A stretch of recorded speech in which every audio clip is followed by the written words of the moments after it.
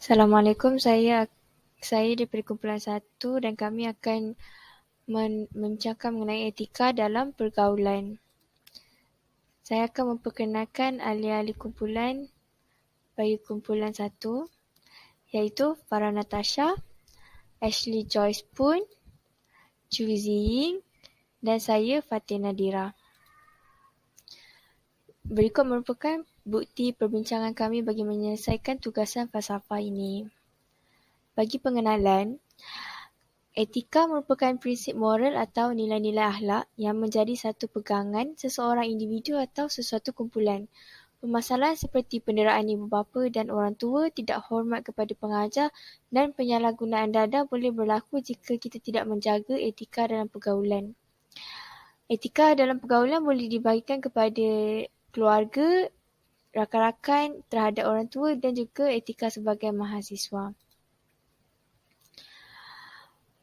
Bagi faktor yang menyumbangkan kepada permasalahan dari segi etika pergaulan sebagai mahasiswa, etika bersama ahli keluarga, etika pergaulan terhadap orang tua dan etika pergaulan bersama rakan-rakan akan diterangkan sebentar lagi.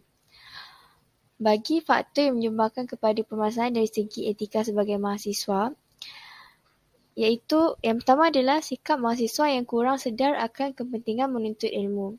Seterusnya, kejutan budaya yang dialami oleh mahasiswa apabila menyambung pelajaran di institut pengajian tinggi.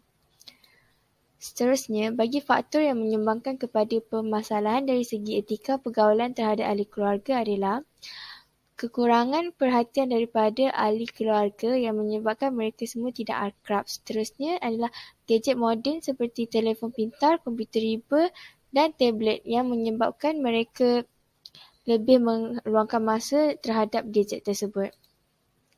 Kemudian bagi faktor yang menyumbangkan kepada permasalahan dari segi etika pergaulan terhadap orang tua adalah kurang didikan daripada keluarga dan pihak sekolah dan juga pengaruh dari luar yang menyebabkan mereka mengikuti adab-adab yang tidak bermoral terhadap orang tua.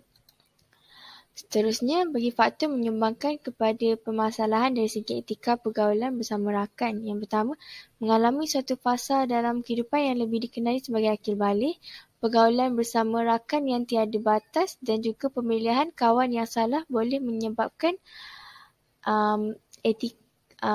permasalahan dari segi etika pergaulan bersama rakan. Kesan permasalahan dalam etika pergaulan sebagai mahasiswa.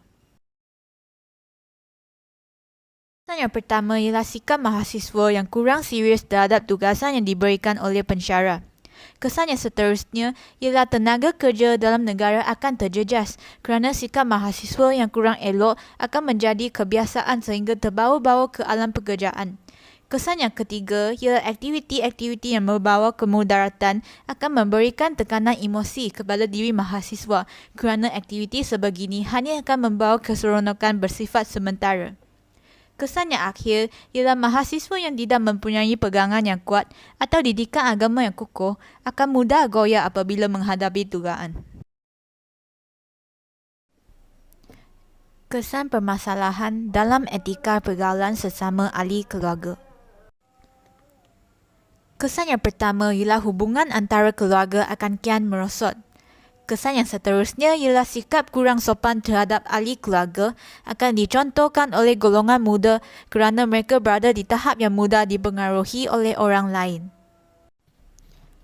Kesan permasalahan dalam etika pergaulan terhadap orang tua. Kesannya, keharmonian antara golongan tua dan golongan muda akan terjejas apabila golongan muda tidak menghormati golongan tua. Kesan permasalahan dalam etika pergaulan bersama rakan. Kesan yang pertama ialah penurunan grade buku rekod dan kemajuan pendidikan sekolah. Kesan yang seterusnya ialah peningkatan kes remaja lari dari rumah kerana terpengaruh dengan perbuatan atau kelakuan negatif rakan sebaya. Seterusnya, saya akan membentangkan kesan permasalahan yang telah disebut tadi terhadap falsafah pendidikan negara dan juga rukun negara. Pertama sekali, kita akan membincangkan kesan permasalahan terhadap falsafah pendidikan negara. Dalam isu-isu yang melibatkan mahasiswa, kita boleh akui bahawa falsafah pendidikan negara tidak dapat direalisasikan sekiranya mahasiswa enggan memandang serius terhadap pelajaran. Tambahan pula, falsafah pendidikan negara menuntut agar rakyat Malaysia berakhlak mulia. Ini termaksud dalam pergaulan bersama rakan. Di samping itu, isu-isu ini juga ada kaitan dengan rukun negara. Dari segi kepercayaan kepada Tuhan, kita digalakkan agar bersederhana dalam pergaulan dan tindakan, melayan ahli keluarga dengan baik dan menitik beratkan harmoni dalam kalangan manusia. Dari segi kedaulatan undang-undang pula, aktiviti yang melibatkan kebejatan sosial merupakan tindakan yang salah.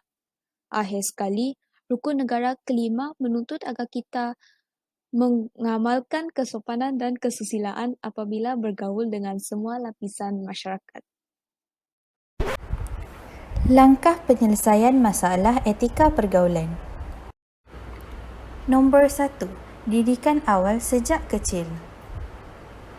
Didikan awal tentang kepentingan etika di dalam diri adalah sangat penting di mana seseorang individu itu akan terbawa perlakuan tersebut sehingga seseorang itu menjadi dewasa.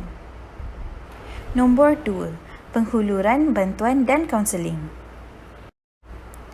Bagi mahasiswa, pihak universiti perlu menyediakan kaunselor di mana sesi kaunseling bagi pemberian sokongan emosi dan mental dinormalisasikan. Bagi pelajar sekolah, pengenalan pembimbing rakan sebaya perlu diterapkan dengan lebih menyeluruh. Nombor 3. Pengaruh media sosial. Adakah media sosial memberikan kesan baik atau buruk? Media sosial memudahkan akses informasi atau maklumat kepada masyarakat muda dan tua, terutamanya remaja di mana kehidupan mereka sekarang berpaksikan gadget. Nombor 4. Penerapan program etika. Penerapan program berkaitan kesihatan emosi perlu diterapkan dalam tempat pendidikan supaya masyarakat mengetahui bahawa kesihatan mental dan emosi sama pentingnya dengan kesihatan fizikal. Selain itu, program ceramah tentang kepentingan pergaulan dengan individu sekeliling juga perlu diadakan. Kesimpulannya, etika pergaulan amatlah penting demi menjamin keharmonian dan kesejahteraan masyarakat sekeliling. Itu sahaja daripada kami Grup 1. Sekian, terima kasih.